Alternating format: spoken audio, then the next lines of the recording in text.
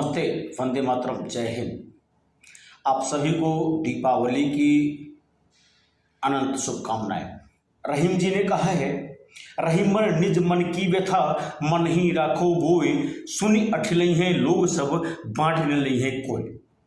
कुछ इसी तरह की समस्या हमारे सामने भी, लेकिन उन समस्याओं से जूझते हुए भी समय निकालकर आपके बीच में नई जानकारी लेकर फिर से उपस्थित हुआ हूं।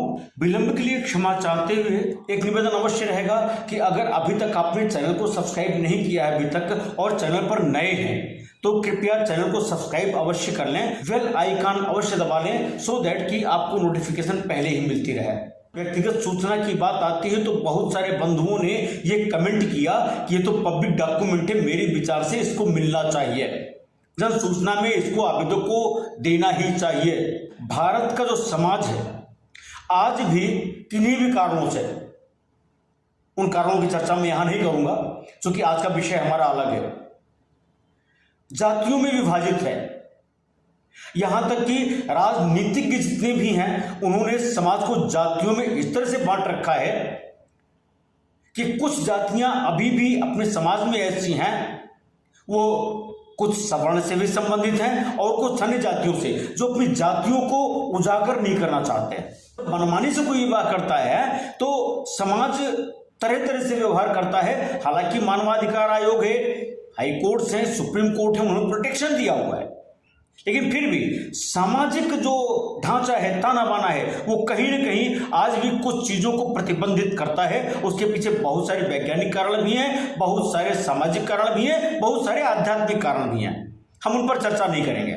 आज हम स्पेसिफिकली चर्चा करने जो जा रहे हैं वह यह है कि क्या यदि किसी कन्या ने, किसी पुरुष ने अंतर जातीय विवाह कर लिया है तो क्या उस वैवाहिक प्रमाण पत्र की सर्टिफिकेट आरटीआई से मांग सकते हैं या नहीं।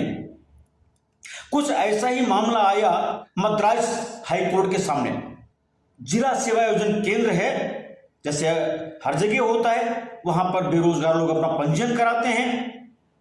वहां भी एक ऐसे कपल ने अपना पंजीयन कराया जिसने अंतरजातीय विवाह किया हुआ था। उनका यह कहना था जन सूचना आवेदक का कि यह उन्होंने एम्प्लॉयमेंट एक्सचेंज में पंजीयन कराया है, रोजगार पाने के लिए कराया है, तो यह पब्लिक डॉक्यूमेंट हुआ, इसको उजागर करना ही चाहिए। तो जो उन्होंने दो सूचनाएं मांगी थी, पहली सूचना तो यह थी कि एक अमुक अवधि में जितने लोगों ने अंतरजातीय विवाह के अधीन अपने को पंजीकृत कराया उनके नाम उजागर किए जाएं। खैर इतना उजागर करने में कोई दिक्कत नहीं, क्योंकि पंजीयन था तो उसकी सूची दी जा सकती थी और जन सूचना अधिकारी ने उसकी सूची दिया भी। लेकिन दूसरी सूचना ये जो थी, जो अंतरजातीय विवाह हुआ है उसकी सर्टिफिकेट की प्रतिलिपि हमें मुहैया कराई जाए। जन सूचना अधिकारी ने मना कर दिया, सूचना आयोग में अपील गई। सूचना आयोग ने भी जन सूचना अधिकारी के निर्णय को ही यथावत रखा। मद्रास हाईकोर्ट के सामने जब मैटर आया तो माननीय उच्च न्यायालय ने यह कहा कि जो प्ली ली गई है विपक्षी के द्वारा कि यह सूचना जन सूचना अधिकार अधिनियम की धारा 81E और 81J साथ ही सेक्शन 2N से भी आच्छादित है, नहीं दी जा सकती। जबकि जो पिटिशनर था, जो जन सूचना आवेदक था, उसने कहा नहीं, यह पब्लिक डॉक्यूमेंट है और चूंकि अंतरजातीय विवाह हुआ है और उसी के आधार पर SC/ST कैटेगरी में जाकर के रिजर्वेशन की मांग करेंगे, वो फ्रॉड भी हो सकती है। और ऐसे में जिन लोगों को, योग्य लोगों को रोजगार मिलना है, उनके अधिकारों पर अतिक्रमण होता है और ऐसे पब्लिक डॉक्यूमेंट को उजागर करना ही चाहिए। जो जन सूचना अधिकारी थे उनका स्टैंड यह था कि जन सूचना अधिकार अधिनियम के तहत इस सेक्शन 2N से आच्छादित है, तृतीय पक्ष से संबंधित है, साथ ही व्यक्तिगत सूचना है और जो प्रमाण पत्र दिया जा रहा है वह एम्प्लॉयमेंट एक्सचेंज में वैश्वासिक संबंधों के नाते दिया जा रहा है। माननीय उच्च न्यायालय ने प्रकरण को सुनते हुए अपने 3 अभिमत व्यक्त किए। पहला तो यह था कि धारा 8(1) यानी वैश्वासिक संबंधों के नाते जो एम्प्लॉयमेंट एक्सचेंज में ये सर्टिफिकेट दाखिल किया गया है वह लागू नहीं होता प्रकरण पे। दूसरा विषय कि चूंकि यह तृतीय पक्ष से संबंधित सूचना है, यह पूर्णतया अपने में सिद्ध है। माननीय न्यायालय ने यह भी कहा कि जो जातियों का विषय है, आज भी बहुत सारे लोग हैं जो जातियां अपनी उजागर नहीं करना चाहते। यह सत्य है कि उन जातियों के आधार पर जब वो रोजगार में जाते हैं तो जाति को बताते हैं, कास्ट सर्टिफिकेट भी लगाते हैं, लेकिन पब्लिक व्यू में उस जाति को बताने से कतराते हैं, चूंकि अभी भी सोशल स्टिग्मा है। तो उस सीमा तक यह उचित नहीं है और इसीलिए माननीय उच्च न्यायालय ने एक मामले का हवाला देते हुए जो माननीय उच्चतम न्यायालय द्वारा निर्णीत हुआ था, जिसका विवरण भी हमारे स्क्रीन पर आप देख पाएंगे, उसमें यह कहा कि जो जाति का विषय है इसके लिए कोई हार्ड एंड फास्ट रूल नहीं बनाया जा सकता है। यह प्रत्येक मामले की तथ्यों परिस्थितियों पर निर्भर करेगा और यह राइट टू प्राइवेसी के तहत, निजता के अधिकार के तहत व्यवहित होने योग्य है और आर्टिकल 21 से गवर्न होता है।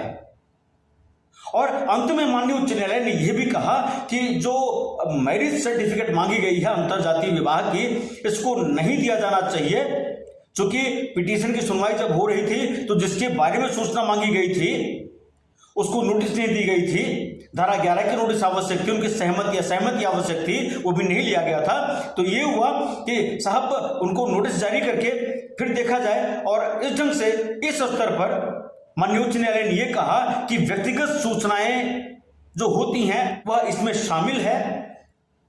और इस प्रकार माननीय उच्च न्यायालय ने मैरिज सर्टिफिकेट की प्रतिलिपि आरटीआई के तहत देने से बिल्कुल मना कर दिया। तो एक तरह से जो हम कहना चाह रहे हैं कि व्यक्तिगत सूचना क्या क्या है, बहुत सारे मामले ऐसे आते हैं जब पब्लिक डॉक्यूमेंट तो होता है लेकिन वो व्यक्तिगत सूचना की श्रेणी में आती है। अब व्यक्तिगत सूचना की श्रेणी में क्या क्या आएगा, ये हर मामले की तथ्यों परिस्थिति पर अलग अलग निर्णीत होने योग्य है। जिन बंधुओं का एक कथन था कि पब्लिक डॉक्यूमेंट है तो राइट टू प्राइवेसी वहां पर नहीं आती, बल्कि राइट टू प्राइवेसी हर जगह प्रिवेल करती है। यह अलग बात है कि आप कहीं होटल में खा रहे होते हैं, अपनी व्यक्तिगत चीजों को सोशल मीडिया पर उजागर करते हैं, ये आपका अपना मन है, लेकिन जो जन सूचना अधिकारी होता है, पीआईओ होते हैं, उनको कौन सी सूचना उजागर करनी है, कौन नहीं उजागर करनी है, उनके हाथ कानून से बंधे हुए होते हैं, इसलिए वो कानून के तहत ही काम करते हैं। और निश्चित रूप से मेरा भी ये मानना है कि इसका दुरुपयोग हो सकता है। यदि वो कहीं रोजगार में जाएंगे तो सर्टिफिकेट को अथॉरिटी से स्क्रूटनाइज करेंगे, जांच करेंगे, अगर फर्जी होगा तो उनको नौकरी में नहीं लिया जाएगा। तात्पर्य मेरा कहने का यह है कि व्यक्तिगत सूचना जितनी भी है उसमें मैरिज सर्टिफिकेट भी आती है, भले ही वो पब्लिक डॉक्यूमेंट ही क्यों नहीं है। तब तक उसको उजागर नहीं किया जा सकता जब तक वास्ट पब्लिक इंटरेस्ट उसमें समाहित ना हो जाए, यानी व्यापक जनहित ना हो। इसी के साथ आज की बात यहीं तक। यदि यह वीडियो अच्छा लगा हो, जानकारी आपको ऐसी लगी हो कि नहीं इसका उपयोग हमें सामाजिक जीवन में, सार्वजनिक जीवन में करना चाहिए, तो ऐसी और जानकारियों को पाने के लिए चैनल को अगर अभी तक सब्सक्राइब नहीं किया तो सब्सक्राइब अवश्य कर दीजिएगा बेल आइकन के साथ। बहुत बहुत धन्यवाद। वंदे मातरम। जय हिंद।